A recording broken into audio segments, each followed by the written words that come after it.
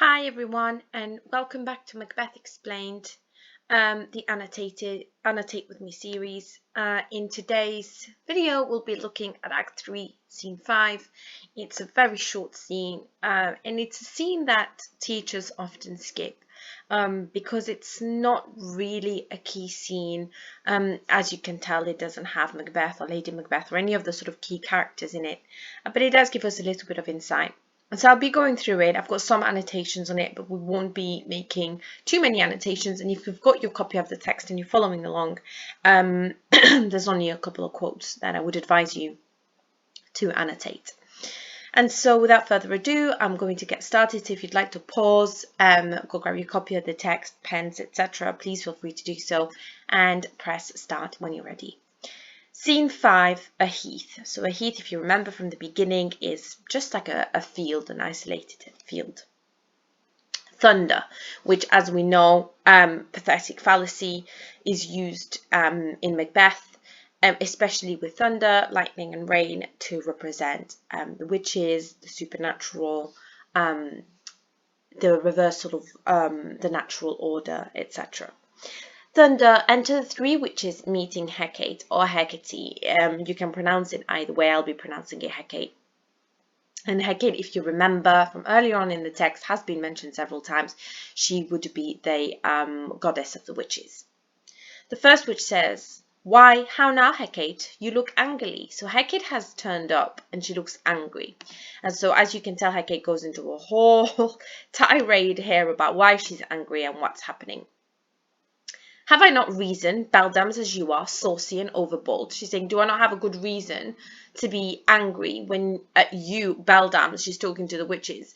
And beldam is like, she's calling them like hags, something similar. So she's saying the hags that you are, saucy and overbold. She's basically saying the witches have been sort of overly bold, like almost as if sort of acting bigger or more important than they are. "How did you dare to trade and traffic with Macbeth in riddles and affairs of death, and I, the mistress of your charms, the close contriver of all harms, was never called to bear my part or show the glory of our art?" She's saying, how did you dare go and talk to Macbeth and deal with him and give him riddles and deal with him in affairs of death without waiting for me when I'm the mistress of your charms? Like, she is the leader of the witches. She's sort of the goddess of magic and the supernatural. So she's saying, how could you speak to him without even waiting for me when I'm literally your leader? And so that's what she's actually angry about. She's angry that the witches dealt with Macbeth without her. But of course, she gives us an interesting insight when she says, "To trade and traffic with Macbeth in riddles and affairs of death." And if you remember the prophecies, the witches mention Macbeth being king, they mention him being Thane of Cawdor, but they never mention death. They never explicitly talk about death.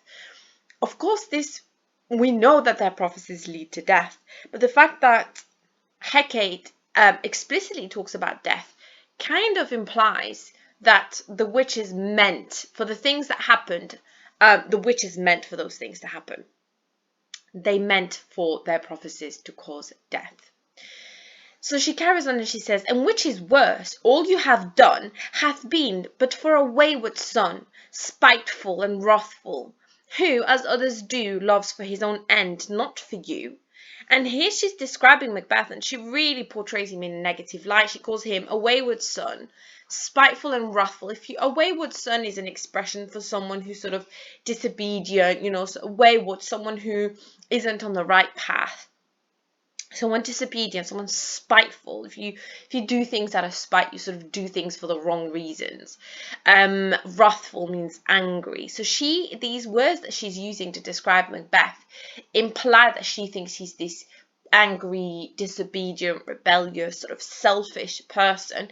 And this directly contrasts the image of Macbeth that's portrayed earlier on in the play by the other characters. And so this could imply to us that either people weren't aware of Macbeth's true nature, or that the witches have a negative view of Macbeth that might not necessarily be correct. I mean, after all, the witches are very clearly portrayed to be evil. She carries on, she says, but make amends now. Now I'll let you make up for your mistake. Get you gone, and at the pit of Acheron meet me in the morning. Thither he will come to know his destiny.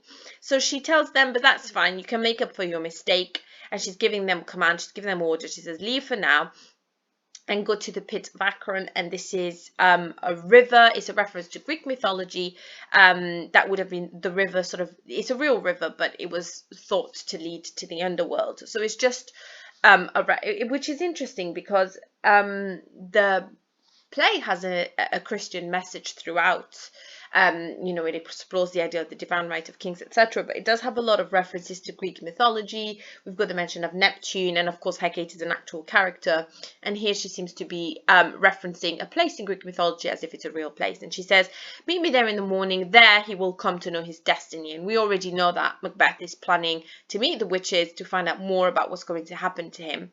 So she's arranging this meeting. Your vessels and your spells provide, your charms and everything beside. I am for the air. This night I will spend unto a dismal and fatal end. Great business must be wrought ere noon. So she's saying we'll meet him there and we'll use our spells sort of against him. And she's saying for now I'm going to go into the air. She's going to sort of fly away, and she's saying she's going to spend the night in a dismal and fatal end. So we know she's going to be sort of wreaking havoc and mischief. And she says great business must be wrought ere noon. Before noon some great business needs to happen. And here we've got again the use of the word business, which links, we know that Macbeth and Lady Macbeth often use the word business to sort of refer to their murders and their evil plans. And so this use of language really ties and links the Macbeths and the witches in the audience's mind. Upon the corner of the moon there hangs a vaporous drop profound. I'll catch it ere it comes to ground. She's also sort of talking, this is imagery that makes the witches sort of appear more supernatural. She's talking about sort of catching either a cloud or some mist hanging around the moon. And that distilled by magic sleights shall raise such artificial sprites as by the strength of their illusion shall draw him onto his confusion. And she's going to sort of use these kind of mystical ingredients like a mist or clouds to create a magic spell. And with this magic she's going to create illusions to confuse Macbeth. We will actually see these illusions created by the witches in the next act, at the beginning of Act 4.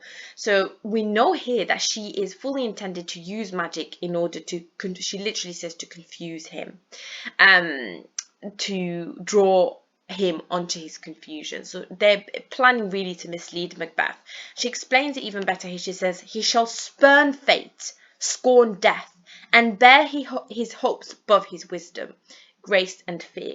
She's saying he's going to, based on our illusion, will confuse him so much, will mislead him so much with our illusions that he will ignore fate, he will scorn death, he will like laugh at death and bear his hopes above his wisdom. And he's sort of going to prioritize his hopes above his wisdom. So he's going to let his kind of ambition and hopes override his wisdom, override his intelligence. He's sort of going to be less wise and sort of more impulsive almost. And that's what the witches plan to do. And we will see later on that this is exactly what they do end up doing. But this is excellent sort of foreshadowing. And also this is an excellent example of dramatic irony, because of course when we're going to see later on Macbeth receive the prophecies from the witches and grow in confidence, we already know that the witches have literally designed these illusions and these prophecies to mislead him. She says, and you all know security is mortal's chiefest enemy. The feeling of security, feeling as if you're kind of untouchable, is going to lead to his downfall, basically. A mortal's security is his chiefest enemy. Macbeth thinking he's untouchable will lead to his downfall. Then the stage directions tell us music and a song within, come away, come away. So she hears this song being sung and she says, hark, listen, I am cold. My little spirit sea sits on a foggy cloud and stays with me. And she leaves. She's been summoned by this song and she flies off to sort of do her witchcraft in the night. The first witch says, first let's make haste. Come, let's make haste. she'll soon be back. She'll soon be back again. So the witches hurry to obey the orders that have been given to them to start on the spellcraft that they're going to use against Macbeth and meet him where they're meant to be meeting him. And next time we see the witches, it will be at that meeting. And everyone leaves the scene. And this is the end of the scene. So nice and short and sweet, gives us some dramatic irony, some foreshadowing, and a little bit of insight into the witches' sort of side of things. And it confirms what we would have already suspected and what Banquo himself did say, which is the witches are absolutely up to no good. So I hope this was helpful. It's just a very brief scene. It's not really key, and I can't imagine that it would come up in the exam, but if it does, I hope that this helps you sort of understand it a little bit better. And I hope to see you all in the next video.